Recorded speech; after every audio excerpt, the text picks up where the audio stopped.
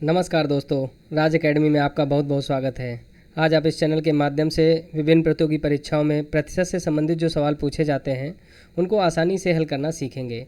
और ये प्रतिशत के बेसिक सवालों की 5वीं और अंतिम क्लास है। इसके बाद मॉडरेट लेवल के एवं हार्ड लेवल के जो सवाल खासकर एसएससी सीजीएल मेंस या कैट मैट में आते हैं उनका हल इसी विधि से निकालना सीखेंगे। तो चलिए क्लास को शुरू करते हैं। जैसा कि आप देख रहे हैं, क्वेश्चन नंबर 1 में लिखा है किसी चुनाव में 20% मत अवैध घोषित कर दिए गए। चुनाव में केवल 2 उम्मीदवार थे। यदि जीतने वाले को वैध मतों का 60% मत प्राप्त हुआ और वह 800 मतों से चुनाव जीत जाता है तो मतदाता सूची में कुल कितने मत थे। ऐसे सवालों को लगाने के लिए कई सारे तरीके हो सकते हैं, बट आपको बेसिक मेथड से जब आप लगाएंगे तो इसको लगाने का एक तरीका आप ये देखते हैं। इसको हम 2 तरीके से यहाँ पर लगा कर दिखाएंगे। तो जैसे कि आप देखेंगे कि कोई एक ये सर्किल मान लेते हैं और ये 100 मान लेते हैं टोटल। तो इसको 20% में अगर हम इसको टुकड़ों में करेंगे तो आप कितना निकल के आएगा, 1 2 3 4 5 भागों में इसको तोड़ना होगा। सारे के सारे 20% के हो जाएंगे। ठीक, तो यहाँ से भी 20% हो जाएगा और यहाँ से भी 20% हो जाएगा। चूँकि 100 माना है और 100% में 100 को लेकर के ही सवाल को लगाना है। तो यहाँ से आप देखेंगे सवाल में कह रहा 20% मत अवैध घोषित हो गए, मतलब एक ये पार्ट पूरा अवैध हो गया। तो कितना बचा इसमें, 80% बचा। और 80% बराबर कितने को हो जाएगा, इसके 80 के हो जाएगा। इसका मतलब दे रहा है कि जो आपने माना है ये 100, उसका 80% बराबर कितना है, 80 के। अब ये हमें अभी क्या मान लेना है, ये वैध मत है। कितना है, ये वैध मत है। तो अब ये क्या होंगे, जब वैध हैं तो यही अब 100% के बराबर होंगे चुनाव में हारने जीतने के लिए, क्योंकि अवैध मत तो अब यहाँ पर आपने इनको हटा दिया है। तो अभी आपको क्या करना है, इतने पे बात करनी है। अब इसका 60% कह रहा है, एक को प्राप्त हुआ, तो वैध मतों को दूसरे कितना प्राप्त होगा, 40%, और ये टोटल हो गया 100% के बराबर। अब चुनाव जो हो रहा है वो 80 वोट पे हो रहा है, 100 पे नहीं हो रहा, क्योंकि 20 उसके वो खराब हो गए। ठीक, अब आप देखेंगे इसका प्रतिशत में दोनों में अंतर कितना है। तो प्रतिशत में अंतर देखेंगे तो कितना आया, 20% का। और वोटों का अंतर कितना दे रखा है, वो 800 दे रखा है। तो हम क्या करेंगे, इसको बराबर कर देंगे। ठीक, तो यहाँ से आप 1% बराबर कितना निकल के आएगा, 1% बराबर निकल के आएगा आपका 800/20। जब करेंगे तो 20 चौको 80, 40 आया। 1% बराबर कितना निकल के आया, 40। तो 100% बराबर कितना हो जाएगा, तो यहाँ पर क्या करना पड़ेगा, आपको 100 से गुणा करना पड़ेगा। तो ये कितना आ जाएगा, 4000। इसका मतलब आपको क्या पता चला कि यहाँ पर ये 100% जो आपने वैलिड मत निकाले वो कितने, 80 के बराबर है। और 80 ये क्या है, 80% किसका है, ये जो हमने कुल माना है। इसका मतलब क्या हुआ कि ये जो कुल मतों का 80% है। ठीक, इसमें वैध अवैध सारे मत हैं। यहाँ पर ये 100% जो 4000 है ये आपका वैलिड मत है, ये वैध मतों का है। वैध मतों का 100% है और कुल मतों का ये 80% है। तो आप देखेंगे 80% है 4000, तो यहाँ पर जब रखेंगे तो इसका मतलब क्या हुआ, 1000 और इधर से 1000 और 1000। इससे आप क्या समझ रहे हैं कि 20% बराबर 1000, 80% बराबर 4000, बीचों को 80 और एक एक करके 4000। तो इसका मतलब कि जो 20% अवैध मत हो गए हैं वो कितने होंगे, 1000 के बराबर होंगे। तो 20% बराबर कितना हो जाएगा, इससे 1000 हो जाएगा। तो यहाँ पर जब आप कैलकुलेट करेंगे तो टोटल क्या हो गया, 100% बराबर कितना हो जाएगा, 5000 हो जाएगा। तो इस तरह से आप निकालेंगे तो कितना आ जाएगा, इसका आंसर ए हो जाएगा। तो ये तो हो गया एक बेसिक मेथड जिसमें आप सवाल को ब्रेक करके ईजिली समझ करके स्टेप बाय स्टेप लगा सकते हैं। दूसरा तरीका इसका ऐसे भी लगा सकते थे कि आपने माना था कि 80 वोट वहाँ पर वैलिड है। ठीक है, तो एक को 60 प्राप्त हुआ, एक को 40% प्राप्त हुआ। चूँकि हम वैध मतों में ही हार जीत होगी तो इसको मैंने 100% के बराबर माना। वही चीज़ यहाँ भी है। अब इसका जब आप कैलकुलेशन करेंगे 80 का 60%, तो 80 का 60% कितना होता है, तो यहाँ जब निकालेंगे 80 गुणा आप 60/100 करोगे तो इससे 0 0 कट जाएगा, तो कितना आ जाएगा, 6 48। अब एक को 48 हो गया तो दूसरे का कितना हो जाएगा, 32 हो जाएगा। ऐसे इसको कैलकुलेट करोगे तो 8 चौक 32 हो जाएगा, 0 0 कट जाएगा। अब आप देखेंगे कि यहाँ पर इन दोनों का अंतर कितना दे रखा है, तो देखेंगे कि यहाँ पर अंतर कितना है, 16 है। ठीक है, ये 16 अंतर है। जब हम 80 मान रहे हैं तो 16 का अंतर है, और यहाँ पर क्या दे रहा है, 800 का अंतर है। ठीक है। तो यहाँ पर आप ये कर सकते हो कि 80 जब माना मैंने कि 80 वोट वैलिड हैं तो 16 का अंतर है, और हमें बनाना कितना है 800 का, चूँकि 800 का अंतर दे रखा है तो इसको 800 बनाने के लिए कितने से गुणा करना होगा, आप इसमें क्या करेंगे 50 से गुणा कर देंगे। तो 50 से करेंगे तो कितना हो जाएगा 16 5 80, तो 800 मतों का डिफरेंस आ गया, और यही 50 का यहाँ भी गुणा होगा। तो जब यहाँ गुणा होगा तो कितना होगा 8 5 40, तो कितना आ गया 4000 वोट। तो यहाँ पर वैलिड मत कितने हुए 4000, 4000 में 800 का अंतर आया, और यहाँ कह रहा 20% मत जो है वो ख़राब हो गए हैं। जैसा कि मैंने पहले ही बताया कि 20% मैंने यहाँ से हटा दिए थे, तो यहाँ से 80% केवल लिया था, तो 80% के बराबर यहाँ वही 4000 आया जो यहाँ माना, तो 20% बराबर कितना हुआ 1000। तो 100% जब पूरा इसका मानेंगे जो 100 मैंने माना है तो कितना हो जाएगा टोटल यहाँ पर 4000 में 1000 हम उसको जो मैं अवैध मत थे जो वैलिड नहीं थे उनको जोड़ना पड़ेगा। तो इस तरह से कुल मत कितने हो जाएंगे यहाँ पर 5000 हो जाएंगे। तो आप इस तरह से भी लगा सकते हैं, और इस तरह से भी अगर समझ में आता है तो ऐसे लगा सकते हैं। तो इस तरह से इसका आंसर ए हो जाएगा। और चलिए अगला क्वेश्चन देखते हैं अब। जैसे कि इसमें कह रहा किसी गांव के 30% लोग ग्राम सेवा में 40 रुपये अनुदान देते हैं, 45% लोग 20 रुपये दान देते हैं, शेष बचे लोग 2 रुपये दान देते हैं। यदि 2 रुपये देने वाले लोगों का कुल अनुदान 300 रुपये हो तो ग्राम सेवा में कुल कितना अनुदान इकट्ठा हुआ। अब ऐसे सवालों को आपको क्या करना है, सबसे पहले आपको जो मेथड बताया था वो स्टैंडिंग लाइन वाला, उससे आप इसको लगा सकते हैं। तो जैसे पहले दे रखा है कि कुछ लोग हैं जो 30% लोग ऐसे हैं जो 40 रुपये दान करते हैं, 45% लोग ऐसे हैं जो 20 रुपये दान करते हैं। तो यहाँ पर क्या हो जाएगा लोग प्रतिशत में, ठीक है। यहाँ क्या होगा लोगों की संख्या, यहाँ पर प्रति व्यक्ति दान लिख लेंगे, और इसके बाद क्या हो जाएगा यहाँ पर कुल दान लिख लेंगे। अब यहाँ पर आपको क्या चीज़ पता है कि 30% लोग जो हैं 40 रुपये अनुदान देते हैं, मतलब 40 रुपये प्रति व्यक्ति देते हैं, तो यहाँ पर दान कितना हो गया 40। 45% लोग 20 रुपये अनुदान देते हैं प्रति व्यक्ति, तो 20 रुपये हो गया। अब यहाँ आप देखेंगे कि 40 30 70 5 75% लोग तो दान दे चुके हैं, अब बचे आपके पास कितने 25%, क्योंकि टोटल 100% व्यक्ति हैं। तो ये जो 25% लोग हैं वो कुल अनुदान कितना देते हैं ये मुझे सवाल में बता रखा है, कितना दे रहे हैं 300, और प्रति व्यक्ति कितना दे रहे हैं 2 रुपये, तो ये भी चीज़ पता चल गई। अब आप यहाँ से क्या पता कर पाएंगे, एक आदमी दान 2 रुपये देता है, कुल दान कितना 300, तो 300 बटे क्या कर देंगे 2 कर देंगे तो 150 आ गया। ये क्या निकल के आया कुल व्यक्ति निकल के आए। 25% पर कितने लोग हैं वो मुझे पता चल गया। अब जब मुझे 25% पे लोग पता चल गए तो यहाँ से हम इसको आसानी से हल कर सकते हैं कि 25% बराबर अगर हमें 150 दे रखा है तो इसको 100% बनाने के लिए क्या करना होगा, आप इसमें 4 से गुणा कर दीजिए। तो जब 4 से गुणा करेंगे तो कितना हो जाएगा 600 हो जाएगा, ये 100% हो जाएगा। तो पूरे कुल व्यक्ति कितने हैं 600 हैं। अब यहाँ से आपको 25% का पता चल गया है, अब 30% इसका कैलकुलेट कर लेंगे। अब इसका सब इसी से कैलकुलेट करते जाएंगे, तो 30 बटे क्या करोगे 100 करेंगे, तो इससे जब इसको काटेंगे तो 36 का 18 कितना आ जाएगा 180। आपको ये पता चल गया कि जो 30% लोग हैं वो 180 हैं।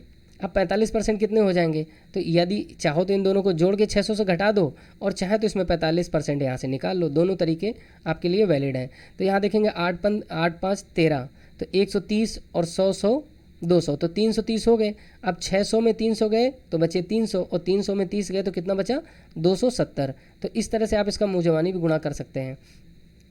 अब आप देखेंगे कि यहाँ पर क्या लिखा है कि 30% लोग ग्राम सेवा में 40 रुपये अनुदान देते हैं। तो अब क्या करिए आप इनको यहाँ से कैलकुलेट करेंगे तो कितना आ जाएगा 18 चौक 72, तो कितना हो गया ये 72 100 हो गया।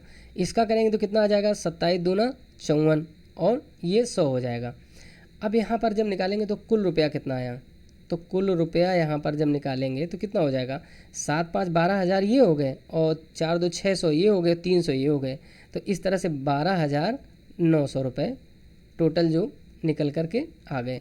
तो कितना आसानी से देखिए आपने इस सवाल को इस तरह से लगा लिया, आपको किसी भी फार्मूले की कोई ज़रूरत नहीं पड़ी।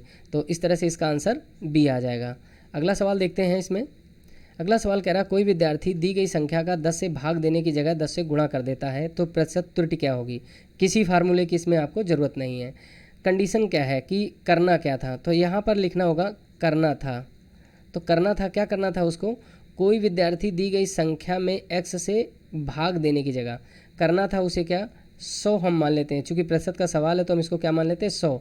100 में क्या करना था उसे भाग देना था, तो आप भाग दे दीजिए। तो आंसर कितना आना चाहिए 10। ये आपका उत्तर आना चाहिए था, उत्तर आना चाहिए था। ये उत्तर आपका आना चाहिए था। किया क्या उसने, किया गया, क्या किया उसने, 100 में 10 का गुणा कर दिया, तो अब ये कितना आ गया, 1000। तो उत्तर आया, यहाँ पर हो जाएगा आया, तो उत्तर कितना आया, 1000। आना कितना था, 10, मतलब आपके पास 10 रुपये होने चाहिए थे और 1000 हो गए। तो अब क्या करेंगे, ये आपका क्या होगा, क्रय मूल्य की तरह आप इसको ट्रीट करेंगे। ये आपका इनिशियल वैल्यू होगा और ये फाइनल वैल्यू है। ठीक है, करना ये था, आपने कर ये दिया, तो ये फाइनल वैल्यू हो गई और ये इनिशियल वैल्यू हो गई। अब इनका जब डिफरेंस निकालोगे तो अंतर क्या होगा, वो यहाँ पर एक तरह से आप देखेंगे लाभ की तरह देखेंगे। तो लाभ कितना होगा, तो 1000 में आप 10 घटाएंगे तो कितना हो जाएगा, 990 आएगा। अब इसको आप प्रतिशत लाभ के सवाल की तरह ट्रीट करिए। तो प्रतिशत लाभ बराबर क्या होता है, लाभ गुणा 100 बटे क्रय मूल। ये बहुत बेसिक्स इसका जो फार्मूला है ये अक्सर सबको आराम से याद होगा, तो इसमें कोई ज़्यादा बड़ा लॉजिक नहीं कि आपको फार्मूला रटना है। 2-3 तो फार्मूले आपको हमेशा इसके याद ही रहेंगे और रखने पड़ेंगे, तभी ये सारी चीज़ें हो पाएंगी। तो यहाँ पर क्या करेंगे, 990 लिखेंगे, गुणा 100 लिखेंगे, और क्रय मतलब क्रय मूल मतलब उसका बेसिक मूल वो कितना था, 10। तो यहाँ 10 नीचे लिख देंगे। जब इसको काटेंगे तो इस तरह से कितना हो जाएगा, 9900। इतने प्रतिशत का उसमें त्रुटि आई, तो इसका आंसर क्या हो जाएगा, ए हो जाएगा। तो इस तरह से इन सवालों को आप बाइफरकेट करके स्टेप बाय स्टेप करके बहुत आसानी से समझ के लगा सकते हैं। इसमें किसी बहुत ज़्यादा ट्रिक की ज़रूरत आपको नहीं पड़ेगी। अभी आपको लगता होगा कि बहुत सारा इसमें समय लग रहा है, जब आपकी अच्छी प्रैक्टिस हो जाएगी और कैलकुलेशन आपको अच्छे से आएगा तो आप इन सवालों को बहुत आसानी से लगा पाएंगे। बहुत जल्द हम वैदिक तरीके से आप लोगों को जोड़ गुणा घटाओ भाग सिखाएंगे, जिससे आप बहुत ही जल्दी से जल्दी बड़े से बड़ा गुणा और भाग कर पाएंगे। तो चलिए अगला क्वेश्चन देखते हैं। चीनी और पानी के 500 ग्राम मिश्रण में 40% चीनी है, इसमें कितने प्रतिशत चीनी और मिला दी जाए कि मिश्रण में चीनी की मात्रा 50% हो जाए। ऐसे सवालों को बहुत आसानी से लगाया जा सकता है और किसी भी हमें फार्मूले की आवश्यकता नहीं पड़ेगी। तो चलिए इसको लगाने का तरीका देखते हैं। इसमें आप अपने दिमाग में इस चीज़ को बसा लेना है कि जैसे मान लेते हैं कि ये कोई कंटेनर है जिसमें टोटल मिश्रण जो है वो 500 ग्राम है। ठीक है, अब ये 500 ml जो ग्राम या मिश्रण टोटल पानी और चीनी का है, तो ये ml में दे रखा है। ठीक, अब ये 500 ml में कह रहा है कि चीनी जो है वो 40% है, तो आप इसको 40% जब चीनी है तो इसका मतलब कि 60% इसमें पानी होगा। तो ये आपकी चीनी हो गई और इधर आपका पानी हो गया। अब क्या करना है, ये वैल्यू आपको दे रखी, परसेंटेज भी दे रखा है, तो इनकी रियल वैल्यू हम यहाँ से निकाल लेंगे बहुत आसानी से। तो 500 में इसका 40% जब निकालेंगे तो बटे क्या करेंगे, 100 करेंगे, तो इधर कितना आ जाएगा, 200 ग्राम आ जाएगा। चूँकि चीनी सॉलिड होती है तो इसको क्या लिखेंगे, 200 ग्राम लिखेंगे। पानी यहाँ पर आपका कितना निकल के आएगा, तो जब 500 गुणा क्या करेंगे, ये 60% है तो 60 बटे 100 हो जाएगा। प्रतिशत का चिन्ह हटाने के लिए 100 से भाग देते हैं, तो इससे जब गुणा करेंगे तो कितना आएगा, 6 पंचे 30, तो ये 300 ml आ जाएगा। तो पानी आपका कितना हुआ, 300 ml हुआ, चीनी 200 ग्राम मिली है, टोटल मिला करके 500 ml का घोल तैयार हुआ। अब इस सवाल को जैसे आपको लगाना है, तो आप कह रहा है कि 50% चीनी हो जाए, तो 50% चीनी के लिए क्या करना होगा, पानी की जितनी मात्रा है उतनी ही मात्रा चीनी की हो जानी चाहिए। तो आप देखेंगे पानी 300 ml है, तो इसको 300 करने के लिए क्या करना होगा, इसमें 100 ग्राम अगर हम ऐड कर देते हैं तो कितना हो जाएगा, 300 ये हो जाएगा और 300 ये हो जाएगा। तो देखो 50-50 हो गए और हमें 50-50 करना है, तो हमने कितना ऐड किया, 100 ग्राम, कितने में, 500 में। तो इसका प्रतिशत में निकालना होगा तो कितना हो जाएगा, 100 बटे 500 गुणा 100। ऐसा कैसे किया, जैसे कि 500 पहले दे रखा, तो ये 500 आपका क्या हुआ, मूलधन हुआ, 100 आपको किसी ने और दे दिया तो कितना होगा, ये इसका लाभ हो गया। तो वही प्रतिशत लाभ वाला फार्मूला जो लगाना है, प्रतिशत लाभ बराबर लाभ गुणा 100 बटे क्रय मूल, तो वही वाला फार्मूला मैंने यहाँ पर लगाया है। तो इससे जब इसको काटेंगे तो कितना आ जाएगा, 5 दूनी 10, तो कितना आ जाएगा, 20%। तो यहाँ पर चीनी अगर 20% मिला दी जाए, मिश्रण का 20% अगर चीनी मिला दी जाए तो चीनी की मात्रा मिश्रण में 50% हो जाएगी। तो इस तरह से आप बहुत आसानी से इसको कंटेनर बना करके अपना समझ कर लगाएंगे तो बहुत ही जल्दी और आसानी से लगा पाएंगे। तो इसका आंसर ए हो जाएगा। अगला क्वेश्चन देखते हैं। जैसे इसमें कह रहा है कि 12 लीटर के कैन में चीनी और पानी का मिश्रण रखा हुआ है जिसमें 60% चीनी है, यदि इसमें 2 लीटर पानी उड़ा दिया जाए, अब मिश्रण में चीनी का प्रतिशत क्या होगा। बहुत ही आसान सवाल है। फिर उसी तरह से आप इसको भी ट्रीट करना कि ये मान लेते हैं कि 12 लीटर टोटल इसमें भरा हुआ है। अब 60% यहाँ पर चीनी दे रखी, तो इसका मतलब पानी कितना है, 40% है।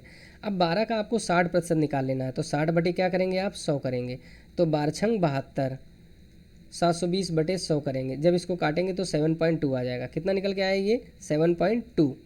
ये जब 7.2 आया 12 में, तो बाकी ये होगा, तो ये कितना हो जाएगा, 4.8 हो जाएगा। ठीक, और इसको जो गुणा भी करेंगे तो 12 चौक 48 बटे 100 करेंगे तो 4.8 ही आएगा। अब ये जब दोनों का योग करेंगे तो कितना, 12 आ रहा है। अब एक चीज़ क्लियर हो गई कि चीनी आपकी 7.2 है और वाटर 4.8 है। अब क्या कह रहा है, वाटर 2 लीटर उड़ा दिया जाए, 2 लीटर पानी उड़ा दिया जाए। तो भाई उड़ा दीजिए। अब पानी कितना बचा, 2.8। चीनी को तो नहीं उड़ाया, तो चीनी तो तुम्हारी उतनी रहेगी।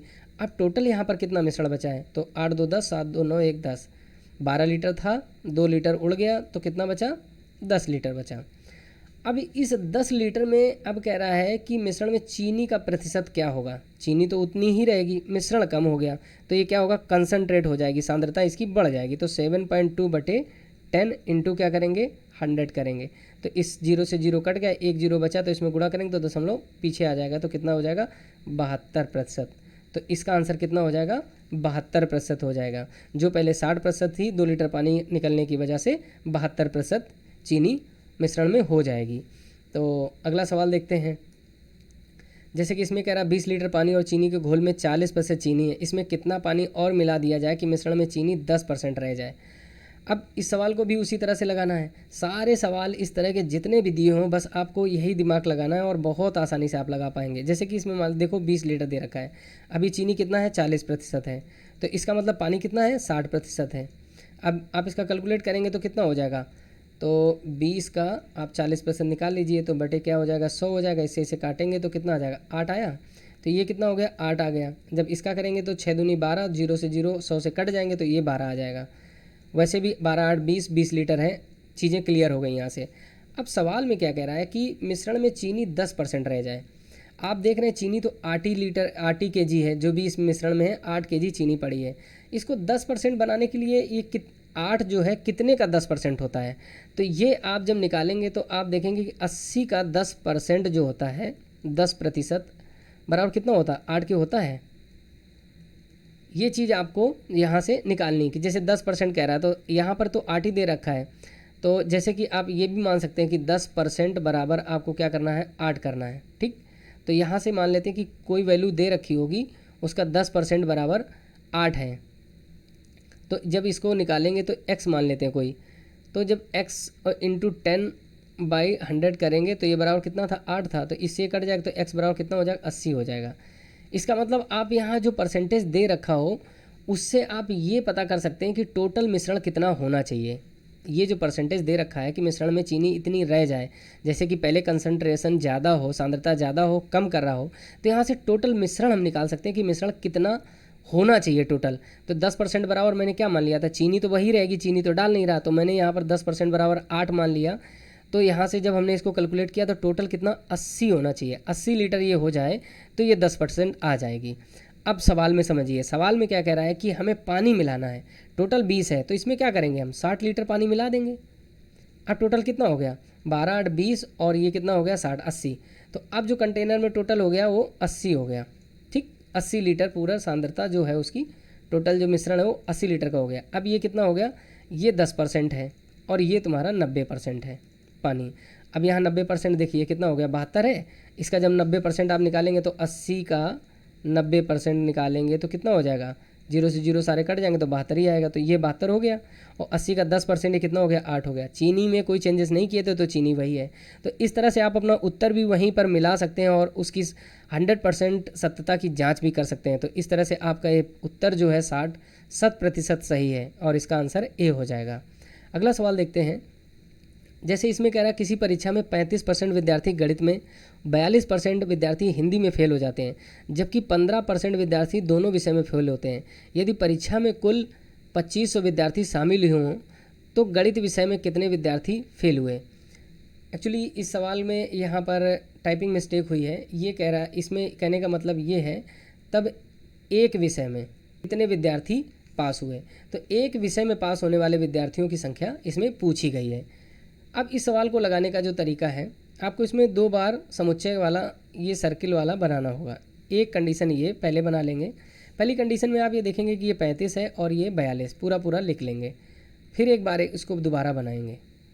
अब यहाँ पर हम इस चीज़ को क्लियर करेंगे। जैसे लिखा 15% दोनों विषय में फेल हो जाते हैं, तो इससे क्या करना, 15 घटा देना है और इससे भी 15 घटा देना है और वो यहाँ पर 15 को जोड़ के लिख लेना है। तो जब इससे 15 घटाएंगे तो यहाँ पर कितना बचेगा, तो 20 बचेगा और ये 15 हो गया। तो देखेंगे इस सर्किल में टोटल 35 का 35 हो गया। यहाँ 42 है, अब 42 में 15 घटाएंगे तो कितना बचेगा, 27 बचेगा और 27 + 15 करेंगे तो 42 आ जाएगा। जो आपको फाइनल पिक्चर जो बनी थी वो ये बन करके आ गई। अब सवाल में कह रहा है कि ये सारा का सारा प्रतिशत में दे रखा है। अब सवाल में कह रहा है कि 35% विद्यार्थी गणित में, 42% हिंदी में फेल हुए और 15% दोनों विषय में फेल हुए। यहाँ से आपको एक चीज़ क्लियर है कि ये सारे के सारे फेल प्रतिशत ही हैं। तो 20 + 15 + 27 तो टोटल कितना हो जाएगा, 20 10 30, 20 20 40 10 50 62% फेल हुए हैं। तो पास तो 38% हुए हैं, पास का प्रतिशत जो है वो 38% है। अब सवाल में दूसरी तरफ ये कह रहा है कि कुल विद्यार्थी 2500 हैं, एक विषय में पास होने वाले विद्यार्थी कितने हैं। ये तो 38% क्या हुआ, टोटल कोई 2 विषय में भी पास हुआ होगा। सवाल में आपसे कह रहा है कि सिंगल विषय में पास होने वाले विद्यार्थियों की संख्या बताइए। यहाँ पर ये सब फेल दे रखे हैं। अब यहाँ पर बस आपको एक चीज़ समझनी है कि ये जो 20% हैं वो क्या है, केवल गणित में फेल है, केवल गणित में फेल है। इसका मतलब है कि ये 20% जो हैं, ये वाले 20% जो हैं वो अंग्रेजी में पास हैं। तो यहाँ से आपको एक चीज़ पता चली कि केवल अंग्रेजी में पास, केवल अंग्रेजी में पास कितना प्रतिशत है, 20% है। ठीक, अब इसी तरह से इसमें कि ये अंग्रेजी में जो हिंदी में सॉरी दे रखे हैं, यहाँ पर ये आपका हिंदी हो जाएगा। ठीक है, केवल हिंदी में पास कितने हो गए, 20%। फिर से आप समझ लीजिए कि यहाँ दे रखा है कि गणित में केवल 20% फेल हुए और 27% केवल हिंदी में फेल हुए, 15% दोनों विषय में फेल हुए। सवाल में कह रहा है कि केवल एक विषय में पास विद्यार्थियों की संख्या कितनी है। तो आप यहाँ से देखेंगे कि केवल ये गणित में फेल है, तो केवल गणित में फेल कितने हैं, 20%। इसका मतलब ये सिर्फ गणित में फेल है, हिंदी में ये पास हैं, तो 20% हिंदी में पास हो गए। सेम उसी तरह की कंडीशन यहाँ बनी कि 27% हिंदी में फेल हैं, ये 27% हिंदी में फेल हैं मगर ये गणित में पास हैं, तो केवल गणित में पास ये कितने हो गए, 27%। तो एक विषय में पास, एक विषय में पास कितना हो गया, तो देखेंगे आप 47% लोग सिंगल विषय में पास हुए हैं। एक विषय में पास कितने हैं, 47% हैं। अब सवाल में 2500 टोटल दे रखे हैं, तो क्या करना है, 2500 विद्यार्थियों का आपको 47% निकाल लेना है। तो यहाँ से जब इसको काटेंगे तो 0 से 0 कट जाएगा, तो 25 सत्ते 175 के री 5 हासिल आ जाएंगे 17 और 25 चौको 100 + 17 तो 117। तो इस तरह से आप देखेंगे कि टोटल 1175 छात्र ऐसे हैं जो एक विषय में पास हुए। तो इसका आंसर क्या हो जाएगा, बी हो जाएगा। अब सवाल में ये कहता है कि दोनों विषय में पास विद्यार्थियों की संख्या कितनी है। तो आप यहाँ पर इससे निकाल सकते थे कि 38% जो है वो पास है यहाँ पर। तो उसको कैलकुलेट करना होता तो आप कैसे निकालते, तो 25 8 200 और 25 75 20, ये आ जाएगा 950। तो 950 ऐसे थे जो दोनों विषय में पास थे, दोनों विषय में। ये जो आपको एक्चुअली इसमें ये जो 1175 आए हैं ये इसमें फेल में भी है, क्योंकि एक विषय में पास है, एक विषय में फेल है। तो अगर दोनों विषय में आपसे पास पूछता तो आप बताते कितना आता, इसका हम 25 का 38% सीधा निकाल लेते, ये पास हैं सारे के सारे। ये एक विषय में पास वालों की संख्या ये आ गई, दोनों विषय में फेल होने वाले का पूछता तो आप 15% इसका सीधा निकाल लेते। तो इस तरह से जब आप सवाल को बाइफरकेट कर लेते हैं तो कुछ भी आपसे पूछा जाए आप उसे आसानी से लगा पाएंगे। तो इसमें आपको किसी फार्मूले की ज़रूरत नहीं पड़ेगी। तो चलिए अगला सवाल देखते हैं। जैसे कि इसमें कह रहा है किसी नगर में 60% लोगों के पास साइकिल है तथा 80% लोगों के पास कार है, साइकिल रखने वाले कितने % लोगों के पास कार भी है। ऐसे सवालों को आप बहुत आसानी से एक तरीके से लगा सकते हैं। जैसे आप इसको मानना है कि इस तरह से दो चीज़ें मान लेनी है, इनमें कुछ कॉमन भी होंगे। ठीक, फिर से आप इसको एक बार लिख लेना है। अब आपको सवाल के हिसाब से चलना है। पहले में कह रहा है यहाँ पर साइकिल मान लीजिए और यहाँ पर कार दे रखी है। ठीक, यहाँ कह रहा है 60% के पास साइकिल है और 80% के पास कार है। तो यहाँ से साइकिल जो है वो 60% के पास है, मतलब 40% के पास साइकिल नहीं है। तो इसका मतलब कोई दूसरा वाहन हो सकता है इनके पास। मतलब कार हो सकती है। अब यहाँ पर दे रखा है कार जो है 80% लोगों के पास है, इसका मतलब 20% लोगों के पास कार नहीं, तो इनके पास क्या हो सकती है, साइकिल हो सकती है। तो यहाँ से टोटल आपको कितना निकल के आया, जब देखेंगे इन दोनों को जोड़ेंगे तो कितना आया 60%। इसका मतलब कि 40% लोग जो हैं उनके पास कोई ना कोई वाहन में से कॉमन वाहन है। इसका मतलब है कि 40% ऐसे हैं जिनके पास साइकिल नहीं तो कार हो सकती है, मगर 20% ऐसे हैं जिनके पास कार नहीं तो साइकिल हो सकती है। तो इसका मतलब इनके पास कोई ना कोई वाहन हो सकता है, मगर ये जो 40% है इनके पास दोनों वाहन हैं। तो अब क्या करना है, अब यहाँ पर इसी चीज़ को रख देना है। तो ये 40% ऐसे हैं जिनके पास कोई ना कोई वाहन है, मतलब ये दोनों वाहन है, सॉरी। और यहाँ पर जब 40% के पास दोनों वाहन है और टोटल कितना 80 है, तो बचा यहाँ पर कितना 40%। ये 40% ऐसे हैं जिनके पास केवल कार है। अब ये 40 आपने यहाँ लिख लिए तो यहाँ कितना बचा 20%। ये 20% ऐसे हैं जिनके पास केवल साइकिल है। अब सवाल में आपसे ये पूछता कि केवल साइकिल कितने प्रतिशत है, तो बहुत आसानी से बता देते। यहाँ पूछ देता कि कॉमन कितने हैं, तो आप बता देते। तो इस तरह से जब आप बाइफरकेट कर लेते हैं तो सवाल आपसे बहुत आसानी से लगा पाएंगे। सवाल में अब क्या कह रहा है, सवाल में कह रहा है साइकिल रखने वाले कितने प्रतिशत लोगों के पास कार भी है। चूँकि सारा परसेंटेज है तो 100 पे सारा का सारा कैलकुलेशन हो रहा है। अभी यहाँ पर कुछ वैसी कैलकुलेशन नहीं की तो आप प्रतिशत हटा भी सकते हैं, चूँकि सारी कैलकुलेशन हम 100 पे ही मान रहे हैं। अब सवाल में यहाँ पर कह रहा है कि साइकिल रखने वाले कितने लोगों के पास कार है, कामन कितने हैं 40, तो यहाँ पर ये 40 ऊपर कामन हो गए। और साइकिल रखने वाले हैं कितने, 100 में 60 हैं, तो 60 नीचे हो जाएगा और गुणा कर देंगे हम 100 से प्रतिशत बनाने के लिए। इसको जब काटेंगे तो 2 दूनी 4, 2 तियाँ 6 हो जाएगा। तो ये कितना हो जाएगा 200/3। जब इसको काटोगे तो 66 से ही 2/3% इसका आंसर हो जाएगा। मीन्स साइकिल रखने वाले 66.2/3 आदमी कार भी रखते हैं, तो इसका आंसर ए हो जाएगा। अगला सवाल देखते हैं। जैसा कि इसमें कह रहा है किसी नगर में 80% लोगों के पास कार है, 30% लोगों के पास मोटरसाइकिल है, तो मोटरसाइकिल रखने वाले कितने % लोगों के पास कार है। सेम पिछले सवाल की तरह ये भी सवाल है, बस डाटा इसमें चेंज है। तो आप जैसे समझने के लिए 2-2 सवाल आपको मिल गए तो और अच्छे से आप समझ पाएंगे। तो अभी आपको जैसे मैंने बताया कि पहले में क्या लिख लेना है, जो वैल्यू दे रखी हो, ठीक है, और टोटल कैलकुलेशन आपकी 100 पे है। ये आपके पास ये कार है, इसके पास मोटरसाइकिल है। अब आप देखेंगे कि 80% के पास कार है, मतलब 20% जो है उनके पास कार नहीं है तो मोटरसाइकिल होगी। अब 30% के पास मोटरसाइकिल है, तो इसका मतलब 30% के पास मोटरसाइकिल है तो 70% के पास कार होगी। अब इन दोनों को जब आप जोड़ लेंगे तो कितना हो जाएगा 90% हो गया। तो बचे कितने हैं 10%। तो ये 10% ऐसे हैं जिनके पास कॉमन वाहन है, तो आपको क्या लिख लेना है, यहाँ पर 10% लिख लेना है। ठीक, अब इससे आपने 10 यहाँ लिख लिए हैं तो यहाँ कितना बचा 70 बचा, क्योंकि टोटल सर्किल में 80 होना था, और यहाँ कितना बचा 20 बचा। सवाल को आपने ओपन कर दिया। अब आपको सवाल में पूछ रहा है कि मोटरसाइकिल रखने वाले कितने % लोगों के पास कार भी है।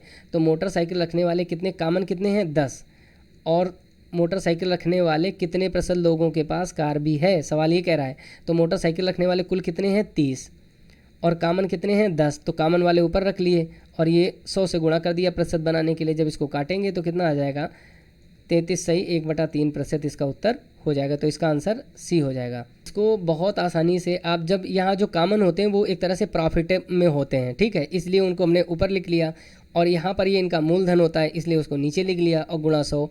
तो ये जो सवाल होता है प्रतिशत लाभ बराबर लाभ गुणा 100/क्रय मूल, सब कुछ इसी फार्मूले से ये सारे सवाल लगा रहा हूँ।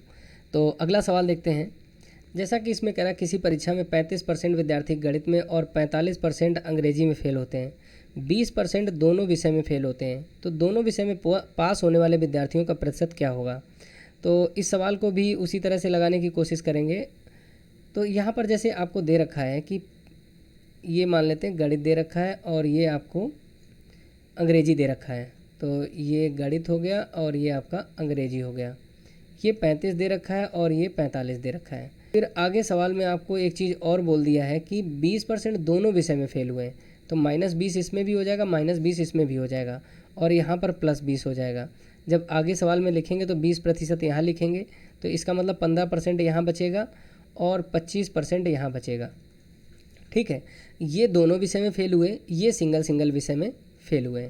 तो फेल होने वालों का कुल प्रतिशत कितना निकल के आया, तो देखेंगे 20, 20, 40, 10, 50, 10, 60, 60% स्टूडेंट फेल हुआ है। मतलब कुछ सिंगल विषय में फेल हुए हैं और कुछ 20% डबल विषय में, तो कुल जो फेल है वो 60% फेल है। तो कह रहा दोनों विषय में पास होने वाले विद्यार्थियों का प्रतिशत क्या होगा। तो यहाँ से देखेंगे कि 40% यहाँ पर क्या हुआ, पास हुए। तो ये दोनों विषय में पास हुए हैं, क्योंकि आपने यहाँ पर सिंगल विषय में फेल वाले को भी काउंट कर लिया है। दोनों विषय में फेल हो चाहे सिंगल विषय में फेल हो, सारे फेल को आपने जब काउंट कर लिया, तो जब सारे फेल यहाँ पर हो गए तो जो सारे पास होंगे तो दोनों विषय में पास होंगे, तभी तो पास होंगे। इसलिए आप डायरेक्ट इसको यहाँ से बहुत आसानी से देख सकते हैं कि 40% जो है पास हुए, तो इसका आंसर बी हो जाएगा। जब आप इस तरह से सवाल को बाइफरकेट कर लेते हैं तो सवाल इतना आसान हो जाता है कि आपको वहीं पर 100% कॉन्फिडेंस से कह सकते हैं कि आपका ये उत्तर सही है। तो इस तरह से सवालों को लगाने का प्रयास करिए, इसको सीखिए, और इसमें कुछ ज़्यादा नहीं है, बस आपको दिमाग लगाने की ज़रूरत है। यहाँ रटने की कोई भी चीज़ ज़रूरत नहीं है।